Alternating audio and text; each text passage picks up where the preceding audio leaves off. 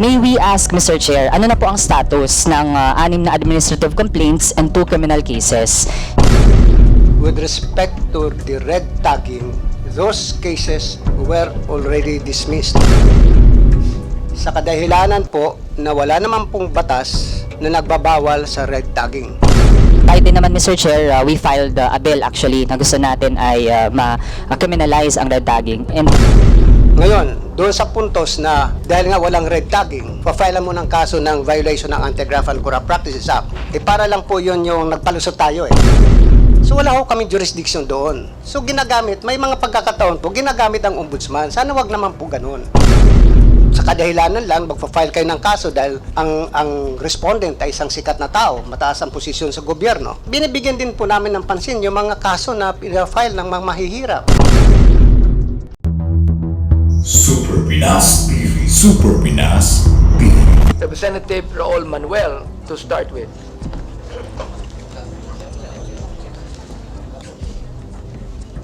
thank you, Mr.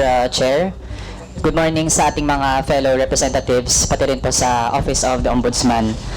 Mr. Chair, gusto ko munang bigyan ng context yung aking tanong.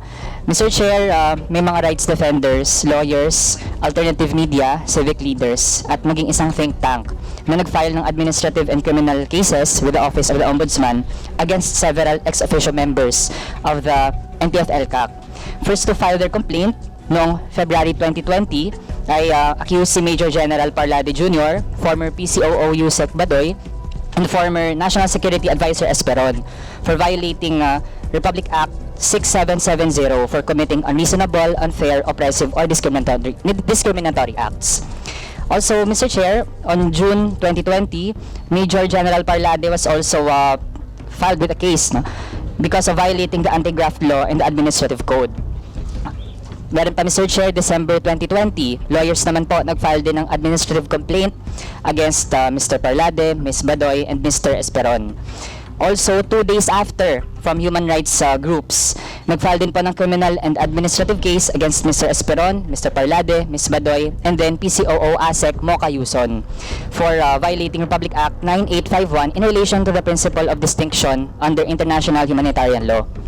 Also, Mr. Chair, December 2020, rin, administrative complaint against former NICA Director General Monteagudo, former Defense Secretary Lorenzana, and former Interior Secretary Anyo for violating the Code of Conduct and Ethical Standards for Public Officials and Employees. Also, Mr. Chair, still December 2020, alternative media nag-file din ng complaint against Mr. Parlade, Ms. Badoy, and former NTF-ELCAC Executive Director Allen Capuyan. Ang basis naman po ay Anti-Graft and Corrupt Practices Act, pati din yung Code of Conduct. In summary, Mr. Chair, 6 administrative complaints from various organizations and 2 criminal complaints pending before the Office of the Ombudsman. May we ask, Mr. Chair, ano na po ang status ng 6 na administrative complaints and 2 criminal cases? Since ang last po doon sa ating na-enumerate ay na-file pa noong December 2020. Honorable Chair, Your Honors, yung tanong po ay sa dami ng kasong yon,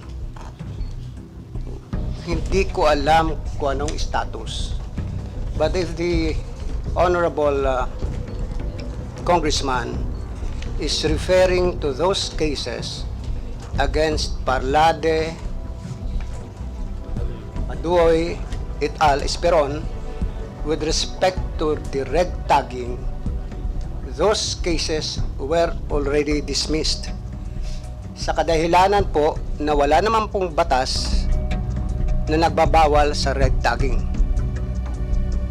In the absence of a law, we can not arrogate unto ourselves by saying na nag-violate ka ng red tagging. Red tagging po pinag-uusapan, but I am not really sure if this is the one that is being referred to by the Honorable Congressman Manuel. So, I will appreciate kung bibigyan po ninyo kami ng listahan, and I will inform you the status of those cases. Mr. Chair, bahagi po ng complaint against these individuals ay yung ginawa nga nilang red tagging. tayo din naman, Mr. Chair, we filed a bill actually na gusto natin ay ma-criminalize ang red tagging and maprotektahan lahat ng mga defenders natin, lahat ng mga merong advocacy at dapat ay safe sila, hindi sila nasasubject sa mga discriminatory na mga acts. In the absence of that law at this moment, Mr. Chair, kaya ang na-cite natin ay yung ibang mga batas na actually ay pwedeng maging basis para mapanagot ang mga individual na ito. Mr. Chair, since hindi pa nakakatanggap ng official communication ang mga nag-file ng mga complaints against these people, may we request the Office of the Ombudsman to furnish our office, pati din yung mga nag-file mismo, na mabigyan po sila ng written na kopya ng dismissal para po on record ay mapanghawakan po natin iyon. Can the office commit to that, Mr. Chair? If Your Honor could please give us a copy of those cases, we assure you that we will furnish you the status of those cases. The earliest would be this afternoon. Pero sinisiguro ko po sa inyo na kung mga kasong yun ay na-dismiss na, I am sure na yung mga complainant ay nabigyan na ng kopya. Ngayon, doon sa puntos na dahil nga walang red tagging, pa-file mo ng kaso ng violation ng Anti-Graft and Corrupt Practices Act, para lang po yun yung nagpalusot tayo Diba? Ito yung tinatawag na yung palusot Kung sa sibuyas, ito yung palusot na pagtatinim ng sibuyas o ani. Just like in the violation of the dangerous drugs law, marami po nagpa-file sa amin ng Section 3A. Ang pinakapunot dulo po ay drugs. So wala ho kaming jurisdiction doon. So ginagamit, may mga pagkakataon po, ginagamit ang ombudsman. Sana wag naman po ganun. Dahil hindi naman po ang ombudsman karak-karakan mag-action sa inyong mga kaso na wala naman talagang kinalalaman. Sa kadahilanan lang, magpa-file kayo ng kaso dahil ang respondent ay isang sikat na tao, mataas ang posisyon sa gobyerno. Binibigyan din po namin ng pansin yung mga kaso na pina-file ng mga mahihirap.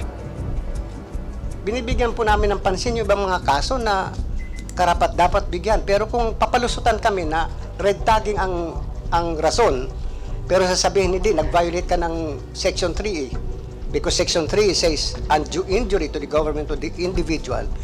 Yan ang cause ng undue injury na yon. Kung red tagging, wala akong binayolate na batas. Yun lang po, I would appreciate if the Honorable Congressman Manuel could give us a list of those cases and we will immediately I'll call the office now and give us a status of those cases.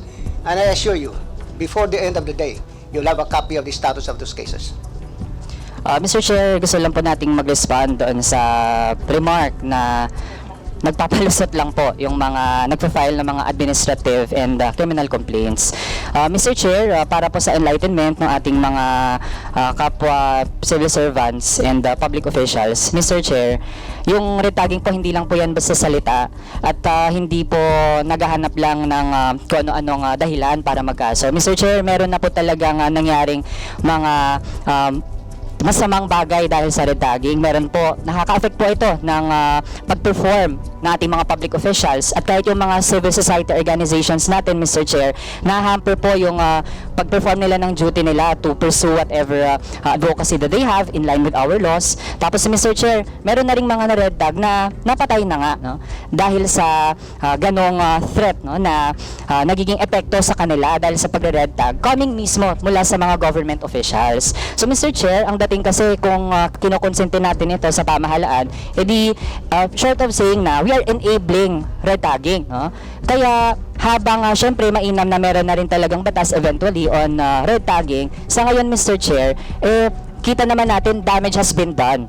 At nakakalungkot isipin na yung mga buhay na nawala because of red tagging, yung mga hindi na makapagpatuloy, whether in government man or hindi, nahihirapan na sa kanilang mga gusto sanang gawin, hindi na, mahirap na pong ibalik yun, Mr. Chair. Kaya sana mas maging proactive tayo when it comes to this matter. And sana po hindi din po napagbabangga na may mga kaso daw na para sa mga mahirap, ganyan. Yung mga rights defenders po natin, yung mga people's lawyers natin, yan din po ay merong mga ginagawa para sa mga mahihirap.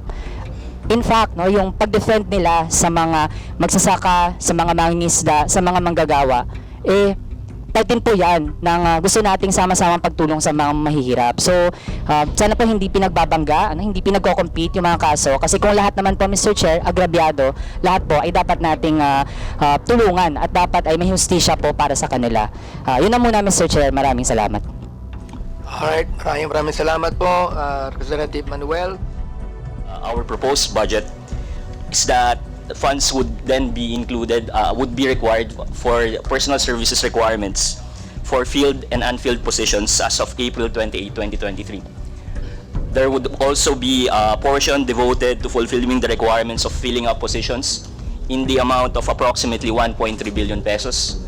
We also would want funds devoted for the allocation of pension benefits in the amount of about 76 million pesos. Provision for terminal leave and retirement gratuity benefits, which would amount to a consolidated amount of about 389 million pesos. Provision for additional operating requirements in the amount of 80 million pesos approximately. Capital outlay requirements in the amount of 392 million, which would then be spent as follows. For the rehabilitation of the main building roof deck, 50 million.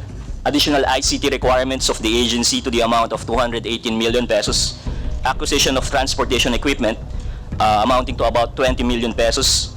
New office equipments to the amount of about 86 million pesos.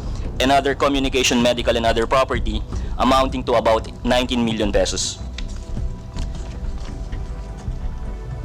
Again, the chart provided shows a quick comparison of the fiscal of the fund allocation to the Office of the Ombudsman. So from 2022, we were provided by Congress with 4.8 billion pesos. Last year, for fiscal year 2023, the Honorable Justice Martires relented to having 4.7 billion pesos as provided by Congress. And finally, we would be perfectly okay adopting the recommendation of the DBM for fiscal year 2024 amounting to 5.05 billion pesos.